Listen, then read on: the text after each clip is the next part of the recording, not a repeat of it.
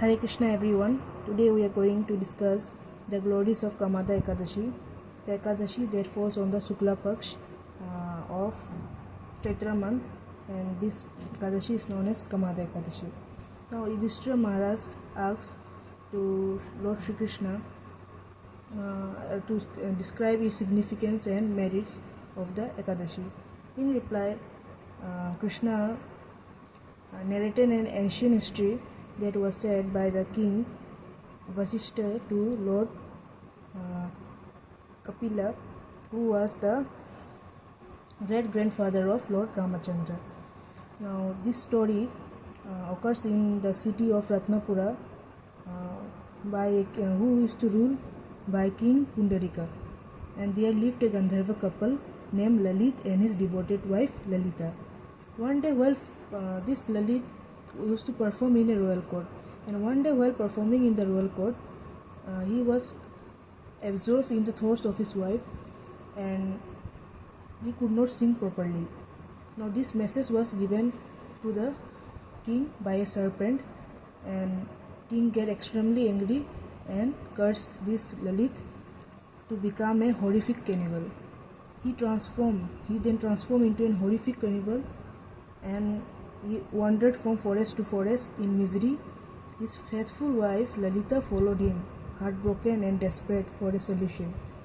Now Lalita's apes made some divine fortune in her past life, and as a token of that fortune, Lalita came upon sage Shringi residing on Vidhyachala hills.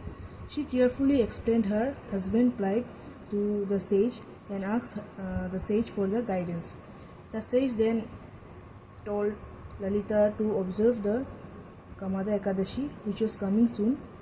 He told her that in this Ekadashi, if you observe it, all the desires will be fulfilled, and if you observe it with faith and offer the merit to your husband, he will free from the curse.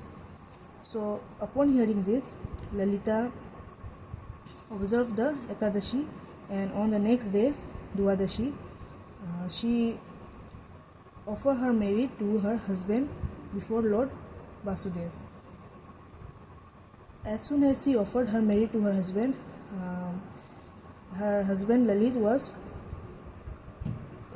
free from the curse, and he retained the beautiful Gandharva form.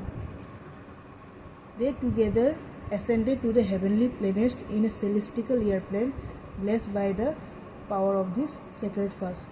So after getting free from the curse and after their death, they both get liberated.